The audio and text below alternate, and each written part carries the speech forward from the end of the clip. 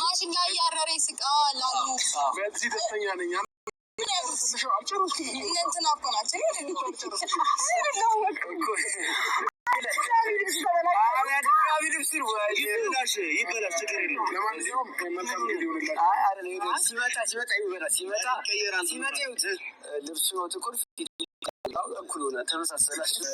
ዙሪያ አብርሃም ይረብሻል ወይ ደብሯል ምናምን ብላችሁ ከሆነ አለ ልጅ አጠገቡ አለመድረስ እንደምትተባበሪኝ ክፍል ተጋባተ ዳኒ እኮ በቃ እንደዚህ እንደሚኮራ አይተዋል።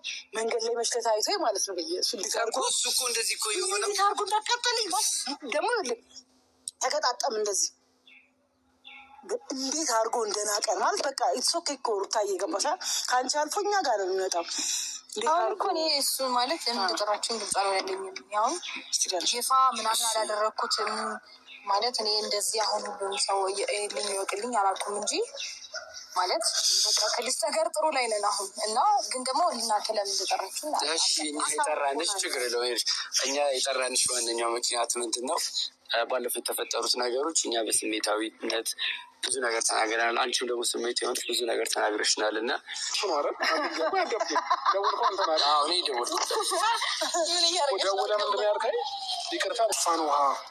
ማፈስ መቻል ትችላለህ። እንደ መሬቱ ይወስነዋል። እንትን ነው የኮረኮንች ነው ኮብልስቶን ነው።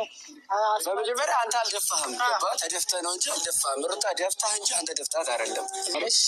ቢያንስ አእምሯችን ተጠቀሙበት። እሺ በቃ ታልቅስ። ጭንቅላት የተፈጠረው እኮ ልናስብ በቃ ታልቅስ። እሺ ጨምራ ማስተዳደር ትችላለች።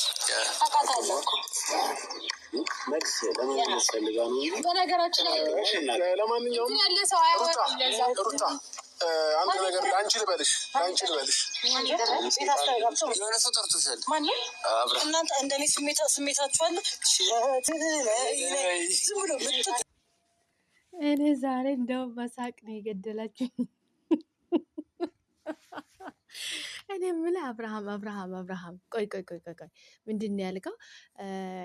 አልገባኝ። ይቺ በጣም ከነከረችኝ የተናገርካት ነገር ማለት ነው።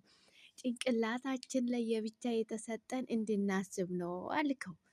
እሱን እኮ ሁሉም ሰው ያውቃል። እንኳን አንተ ማይቡ ቀርቶ ማንም ሰው የሚያውቅ ነው።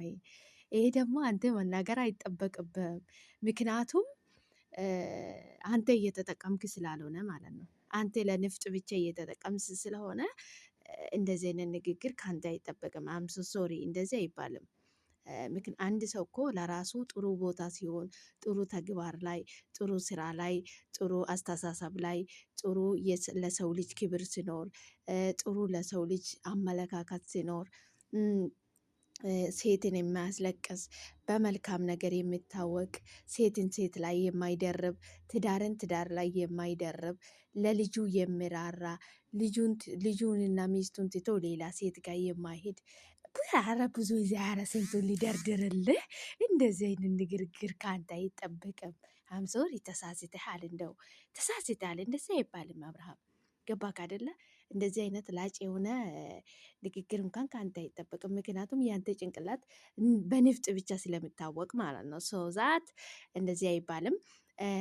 የተደፋ ውሃ ይታፈሳል ያልክ ደግሞ አንተ ውሃ አልደፋም ተደፋክ እንጂ አልተደፋ ባለ ዳኒ መልሶልሃል። ባይዘው ሜሪ መልሳለች።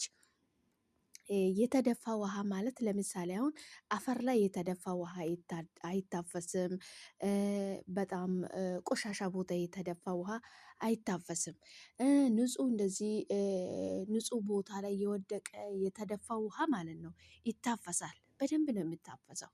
ገባክ አይደለ? በደንብ ነው የሚታፈሰው።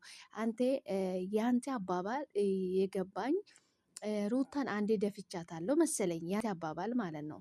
ሲጀምር ይሄ ቅዠትህን ተውና ሩታ ደፋችክ እንጂ አልተደፋችልህም። ገባክ አይደለ? ደፋችክ እንጂ አልተደፋችልህም። አንተን እንጂ ሩታን ያጣክ እንጂ ሩታ አንተን አላጣችህም። ምክንያቱም እንዳንተ ልክስክስና እንዳንተ ቤቱን ልጁን ትቶ ከሌላ ሴት ጋር የሚንዘላዘል ወንድ ማለት ነው መሄዱ ነው ጥሩ እንጂ እሷ ጋም ተቀምጠ ከሱ ጋም እየኖርክ ጨጓራውን የምታቃጥልበት ምንም ምክንያት የለውም ማለት ነው። ይገባል ብዬ ተስፋ አደርጋለሁ። እና የምትናገረው ሌላ ብላለች ሩታዬ። ባለፈው እኮ የምታወራ ሌላ የምትናገረው ሌላ ተግባርክ ሌላ ብላለች። እንደ ስስት ነው የምትቀያየር ብላለች እኮ ነግራለች ሩታዬ ማለት ነው። ኡፍ አንዳንድ ጊዜ እኮ እንጀቴን ነው የምታርሰኝ እኮ ሩታዬ። እና አንተ ደግሞ እዚህ ጋር ማውራት እኮ ምንም ትርጉም የለውም እኮ አብርሃም። ምንድን ነው መሰለ የሰው ልጅ ማውራት ብቻ ሳይሆን የሚያወራውን ነገር ተከብሮ ሲያገኝ የሚያወራውን ነገር ሲያደርግና ተግባር ላይ ሲያውል ነው እንጂ በማውራት እኮ ዝም ብሎ መለፍለፍ እኮ ይቻላል። ገባህ አይደለ? ዝም ብሎ እኮ መለፍለፍ እኮ ቀላል ነው። ማውራትና ማድረግ ቀላል ነው። ይለያያሉ። ገባህ አይደል? ይለያያሉ ማውራትና ማድረግ ማለት ነው። አንተ ደግሞ እንደዚህ አይነት ንግግር የምትናገር ሰው አይደለህም። ሞራል የለህም፣ አንደበት የለህም። እንኳን ለሰው ልጅ ለራስ ክብር የለህም። እንኳን ለሰው ልጅ ለገዛ ልጅክ እንኳን የማትራራ ደነስ ማይብ ስለሆንክ ማለት ነው። እውነቱን ልንገርህ ዛሬ ማለት ነው። ገባክ አይደለ? እንዳንተ እየደነዘዘ ማሰብ እየተሳነው ቤተሰብህን የምታዋርደው ቤተሰብህን የምታዛዝነው እናትና አባትን የምታሳድበው አንተ። እኔ በቀደም ቲክቶክ ላይ ገብቼ አንተ ባለጌ ጫምላቃ ማለት ነው ጋሽዬና እቴቴ ማለት ነው እማዬ ማለት እናትክ ማለት ነው በአንተ የተነሳ በአንተ ባለጌነት በአንተ ወራዳነት ቲክቶክ ላይ የነሱ ፎቶ ተዘግዝቆ አይቻለሁ። ይሄ ሁሉ ምንድን ነው? በአንተ የተነሳ ነው። አንተ ባለጌና ስድ ስለሆንክ ማለት ነው። ቤተሰቦችን የምታሳድበው ቤተሰቦችን በአደባባይ ፎቶቸው ተዘግዝቆ እንዴት አንጀቴን እንደበሉኝ ማለት ነው። ገባክ አይደለ? አንተ እንደዚህ አይነት የምትናገር አፍም የለህም ተግባርም የለም። ከሁሉም ነፃ ነክ ማለት ነው። ገባክ አይደለ? አይደለም አንተ ለሰው ልጅ ለእናትና አባትህ እንኳን ክብር የሌለ ባለጌ በአደባባይ የምታሰድበው በአደባባይ ምንም በማያውቁት ተከብሮ ባደጉበት ሀገር ውስጥ በአንተ በጫምላቃ የተነሳ ፎታቸው በአደባባይ ተዘግዝቆ ማየት ራሱ በጣም ነው የሚያሳፍረው። በጣም ማለት ነው። ገባክ አይደለ? ደግሞ እንደ ጀብድ ታወራለ እዚህ መተ ማለት ነው። እንደ ደህና ነገር ታወራለ አንተ አይደለም ለሰው ልጅ ለራስ ክብር የሌለ ባዶ ጭንቅላት ከንፍጥ ውጭ ምንም የተሸከመ ነገር የለም ማለት ነው። ገባክ አይደለ? አይደለም ከራስ ተርፈ ራስን ከመዋረድ ራስን ዝቅ በማድረግ ራስን በማይሆን ቦታ በማዋል የተነሳ ቤተሰብ እንኳን ማለት ነው እናትና ጋሽዬ ቦታቸው ተዘግዝቆ ቲክቶክ ላይ አይቼ በጣም ነው ያዘንኩትን ባይ ነው የመጣ ማለት ነው። ምክንያቱም እነሱ አሁን እንደዚህ አርጋይ አላሉትም፣ ግን በሱ የተነሳ ማለት ነው በአንተ የተነሳ የነሱ ፎቶ ተዘግዝቆ